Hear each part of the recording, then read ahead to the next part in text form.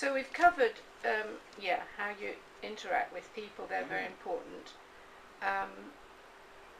Yeah, it does interest me though when I've looked at some of these and images, and I wonder how they actually start. There's a lot of, you handle the female form very, very well, very in an interesting way. There's one particular nude that's that I love. That's further, I can't quite find it now, but it's not the obvious one. It's always the way that you can't find things, but just describe it. But she's lying sort of, and she's all of a piece. The thing is, what colour can is it? Can you, while I'm looking, can you tell me how your images, especially with the female form, what you know, what you're looking for, how they start, basically? Yeah. Can you remember before you find it what colour it was? Well, there's that one which fascinates me. That's very Dwoskin. Is it? Yes. He's fascinated. So this is the one which I think is called a wraith. He's goes very with bottom fascinated of the with sex. He's obsessed with it because he never gets it. And because he's well, he wouldn't mind me saying this. With his polio, totally a very strange, dreadful life where women are concerned, and so his work is completely, and to the point where I can't work with him anymore. He's totally absorbed, obsessed with, you know, trying to get at the whole issue through pictures. But this is very Dwoskin. I was startled when I saw it. Quite easily he could have produced this. But I'm not saying that you are, you know. I'm just saying your response to the female form is very interesting. So how do they start, and you know, how do you develop an idea? Well, that's the one. Oh yes, that's one called Odalisque. Yes. Perhaps we'll just talk about that then. Yeah. Well, you see, all the pictures I've done of women have always come from a certain period of my life. I've never used models. I think I would be overwhelmed with embarrassment even to hire a model. So the only pictures of women that I've ever done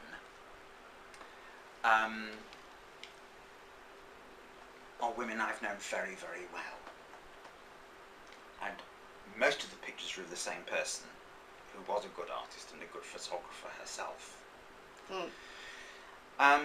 So you see, she has some input into that. But also she sets me challenges, and if I'm on my own I tend to just think, what's the point? And I can't be bothered. But if I'm doing some work with somebody or for somebody, I have to rouse myself. So there's a picture at the very back of the book where she appears to be frozen under ice. Yes. That was her idea. Right. So I have to think, how can I make Photoshop unless you're actually going to put somebody in a bath of icy water? Well, we did a lot with baths, but nothing ever worked. No. With baths with flowers, things floating around. So that for me is a formal challenge. So in fact the idea didn't come from you, it came from someone else. In that. And she's happy for you to use her body, basically. Oh yes, I mean I think she uses them as well.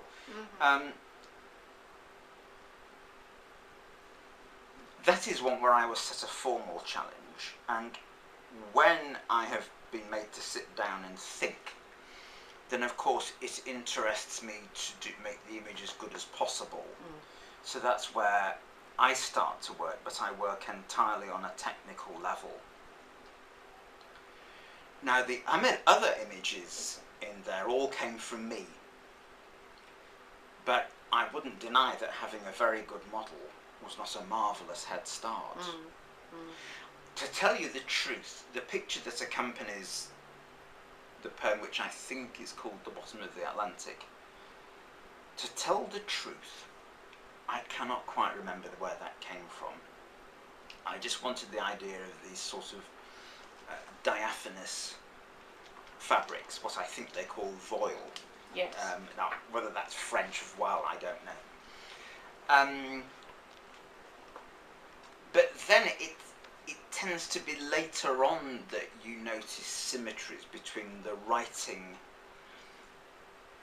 and the imagery. See, for my sins I used to be a critic, very modest capacity. What critics are always doing is they are always thinking of conscious choices that artists make and missions that artists go on. And the fact is, nobody's mind works like that. And if you did, all you would end up with is either propaganda or poetry like Patience Strong, bless her cotton socks, or else those pictures of Spanish ladies from the 60s. Yeah, yeah, yeah. So, for a start, nobody's mind works like that. And also, you can't afford to have a mind that works like that. But it is true that after the event, you can notice themes of entrapment, oppression, yes, which do connect. Yes. That being said, a lot of the black and white pictures in there were taken for a project, and they were taken for the film that became Day Out. Oh, right. And they were shot as stills. Yes. And it does bother me a little bit that when I actually put my mind to a project, a lot of work appeared. Yes. But But you don't, as a rule, because of the state of mind you're in and your illness, you don't tend to just sit there and a project comes to you and no, which is well, when I was very ill, it did. Oh. This is the unfortunate thing. Yes. How ill were you then? Ill enough not to know what day of the week it was. Ill enough to injure myself, but not in the sense of any sense of what they would call self-harm. Really, I would say it's like being extremely drunk. Oh, I see. Having a terrible hangover. Right. But without the pleasure of the night before. Yes. How long did that go on for, and when did it start? Well, I think it was always an accident waiting to happen, but it became, I think, particularly acute in the mid-80s, where I began to think that I'd wasted my life, I'd frittered it away, that all my hopes were in vain, that I would accomplish nothing, ever, and that my life was an absolute waste of time. You were quite young to think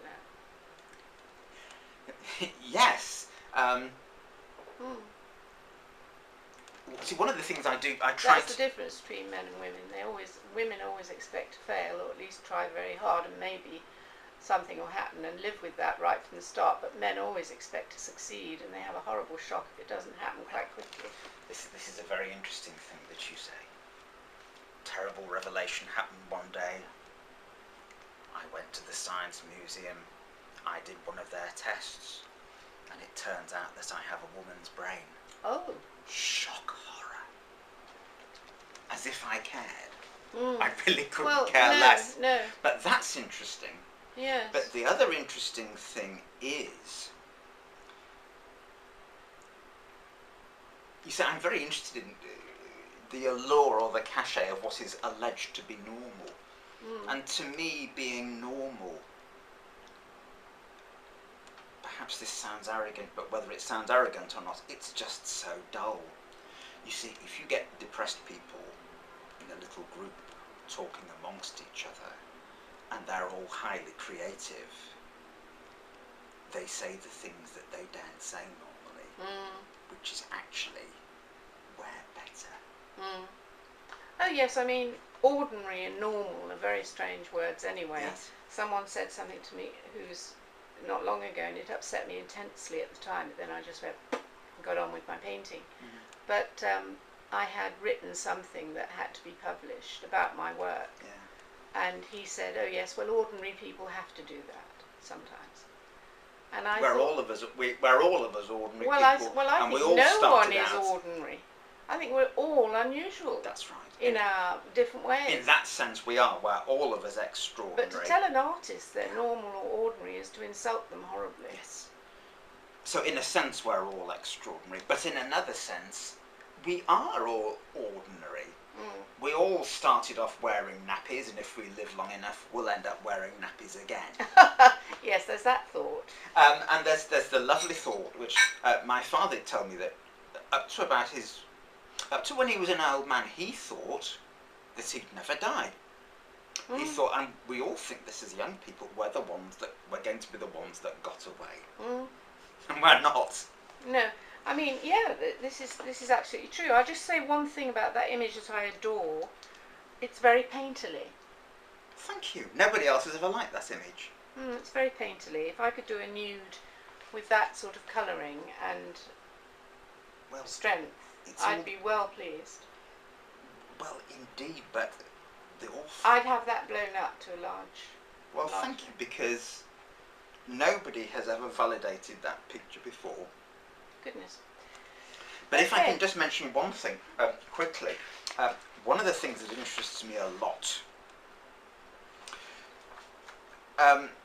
is the sort of incantations that we all use to bring a sense of imagined order and hope to what is a life which is largely fortuitous and which is largely beyond our control. And one of the poems in the book, I forget which one it is, but it's the one about really hiding under a quilt as if it's a cave, and that if you were to emerge from your cave there would be the birds, and the birds are always coming out with birdy platitudes, although I don't think birds do come out with platitudes. But one of the things that interests me a great deal is that a life filled with hope is largely a life which is based on incantation and self-delusion. There is a field in psychology called depressive realism, and it's a little bit dodgy as yet. But at least there's some evidence that depressive people are able to calculate outcomes more accurately than so-called normals. Yes, yes. Well, I have some very, very intelligent depressive friends who go completely off their heads all the time, yes, but who are extraordinarily clever. And I have terrific, a terrific respect for so-called depressives. I think that they're probably the only awake people, yeah, basically. But because they pay a high price for that, you see. They pay a high price for being, yes, so acute. Yes. And it's in the struggle that goes on endlessly. Do you agree with that? I agree with you, absolutely. And of course, I suppose that's where the knockdown comment about divine discontent comes in. But thinking of the way I see the world now and the way I used to see the world when being a normal, upstanding citizen was the core of my life, if indeed it ever was, it's as though I was watching life on a little black and white portable television, whereas now it's as if everything is technicolor and super widescreen. But I have to take pills to make life endurable, which knock that on the head. Yes. Not just things like you are in effect, well, you are psychologically and almost physically castrated. Yes. Which is supposed to be... could it be that your I was going to say, how does your illness affect your work? And obviously you've gone into it in great detail. But, I mean, is it that you just can't...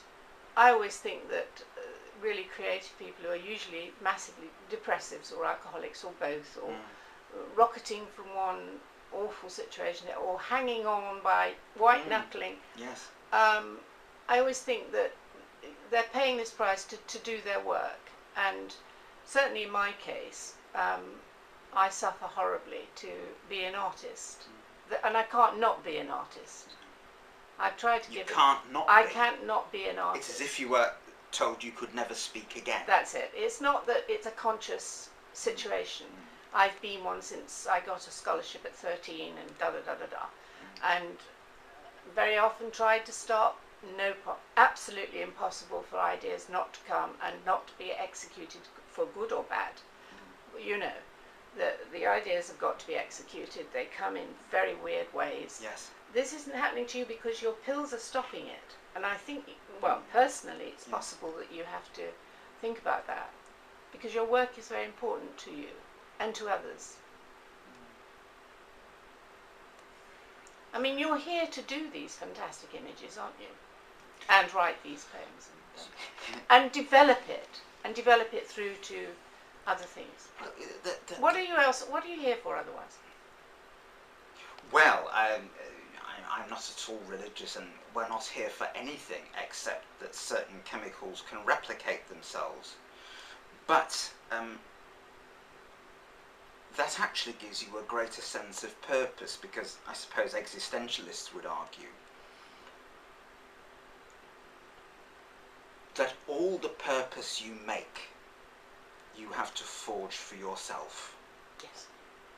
There is no preordained. You are not here to glorify God. You are, I suppose ultimately you're here for selfish genes to reproduce, which is a thing I've never managed to do. So evolutionary, I'm a complete failure. But the only meaning you have is the meaning that you create for yourself. Yes. Agreed. Yes. Yes, but your art, your expressive powers are a huge part of you. You say you're a failure as far as the natural. Well, I'm in Darwinian terms. Yeah, but I mean, we came out of the caves a long time ago. Hopefully, some of us. If therefore, you listen to a group of men talking in a pub, the richness of your intelligence, which you demonstrate and have demonstrated, and your creativity, make it unnecessary for you to ask yourself, am I justified, or am I here, I mean, you've demonstrated quite clearly why you're here. You've got a good brain and you express yourself very well. So what else does anyone want to do? Have 10 kids? I don't think so. Quite. I don't think so. But you see, most people the world's don't understand this. Overpopulated anyway. I'm talking too much. You're not talking too much at all. But that's a very good comment you've made, and there is an answer, which is that to most people, and I think most men in particular, life really is about the bird and the notches on the bed, and a little later on, the wife and kids, and my car's better than yours. There is a saying in advertising, BCIC, which means big car, small cock, and that's what a lot of car adverts are aimed at. But to talk about the selfish gene, if you listen to a group of men in a pub, a little bit drunk, and there are no women there, believe me, the selfish gene is alive and well. And that if you have more notes, which are sometimes called K or coin, then the girl at the lap dancing club, you can lay her, which again is all part of your celebrity as an alpha male. Now, to me, this is just utterly tedious, but I mustn't speak on behalf of anybody, because we can never gain insight into another person's mind. I have an awful suspicion, and I hope it's wrong, that for a lot of men in particular, this is all that there is. Isn't that lovely for them? Yes, because they can operate without pain. And they can operate without consciousness, which is an advantage. Yes, but what they can't do is be original, have quite complex thoughts, go down very interesting intellectual avenues of expression, and they can't do all that. So what we say is, you're great, don't bother me, you're doing fine, but actually I like my journey. It's kind of painful, but I like my journey. Yeah, absolutely. So we're coming to the end, most really. people wouldn't understand a word of that. Oh, I live with that all the time. Yes. So some of your images are very disturbing to me. I don't know why. And some are very lush. Well, obviously I do know why. Very seductive. are you aware of being shocking at times? And do you want to be shocking? Yes, I want to be everything, but I think that there's a damn good place for being shocking. Nowadays we aren't allowed to have original thoughts. I remember once when I was a music journalist, I wrote an article in which I absolutely slated the entire music of Mahler. Well, I actually like rather a lot of Mahler. In fact, I'd take the Fourth Symphony to a desert island. So why did I write such a perverse thing? It's because when people are irritated, they actually have to think. So, I wouldn't just like to be shocking, that would bother me a lot. But if the ability to provoke is part of a bigger mix, and if the results of the provocation are that people, including me, have thought a little bit more about certain things, then I think that's good. So maybe not just provoking, but provoking as part of something more. Fine. Well, there's one image in there that really upsets me intensely. I think it's the way I'm interpreting it. And I know why I'm upset by it. But so really, it's you produce stuff, and then it's up to how viewers take it if they are intensely upset by it. There's something about that particular. I wonder which it is. Oh well, I'm not even going to go into that because I'd have to talk about me, and this is about you. Could you just tell us what the colour is, or what the subject matter is? You know, there's something upsetting about my favourite nude. It disturbs me in a way that makes me want to ask questions, as you say, and you know that's all right. But there's one that I did take a few off your disc for the article, and I was interested in the selection I was making and asking myself why. One I wouldn't take off, and I'll show it to you if I can find it in the book. It might just be on your disc. Would that be possible? But it's fine either way. Yeah, I mean the image could be just on the disc. Yeah, absolutely. Well, we'll leave that then. So that's it, you see. And once again, if you don't mind, I do compare you with Dwoskin a lot. I think you two should meet. I think you'd have an awful lot to say to each other. And some of the last film I sat through with him was so upsetting to me. But on the other hand, it was an extraordinary one of our journeys down a dark but enlightening intellectual journey. That's his stuff. Yeah. But and so yes, it's helping me in a way. You know, it makes me as though you're actually quite conscious of that when you're perhaps working on stuff, that images can be quite constructive for other people in that sense. Or not? Well, yes, I mean, I hope that they are, because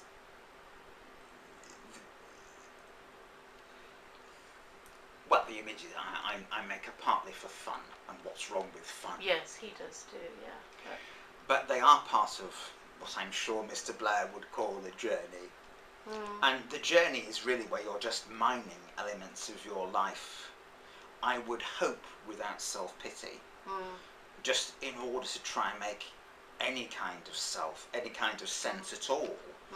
I mean, my life has been, by many people's standards, a bizarre and bewildering failure. And I suppose some would say it was just one accident after another waiting to happen. But there was a good painter once, Sir Joshua Reynolds, who said, "No one but a fool ever destroys a happy accident." Yes, really. But ambiguity is important to me. I mean, there's one of the poems I wrote called Persistence of Vision. Now, the way that poem started is actually quite banal. I was on a train and I was just watching the fields go by very, very fast. But I hope that's something which I keep to myself. By the way, if I seem at all stilted, the light is like a Gestapo light. Poor thing. That's why I'm like a rabbit caught in headlights. But what I'll turn something off, shall I now? What I tried to make, just quickly, is I tried to make something. Actually, that's fine. It's the one on the camera. Oh dear. No, it's fine. But Oh, can we turn that off? we can. But I just whilst I remember this, the thing with Persistence of Vision was I was quite pleased with it because it was the first thing I'd ever written which was absolutely ambiguous. You could, I knew what had caused it, but you don't say. What you can read into that is whatever you want. So one of the things I like about Harold Pinter, not that I would compare myself with the Divine Harold, it's this thing where he takes what appears to be commonplace, but in the end you can read into it whatever structure you like. Yes. So it has a meaning for you, which I may never have apprehended. Exactly. And maybe your meaning, if it comes back to me, actually enhances mine. Or maybe that's just something for you which is private. And that's something about which I shall never know. Yes. And that's lovely as well. Yes, I find that the most exciting thing at an exhibition maybe that I'm having, and someone says something about a picture that you've never seen, and their interpretation is, you know, and you think, ooh, wow, that's very good, I like that.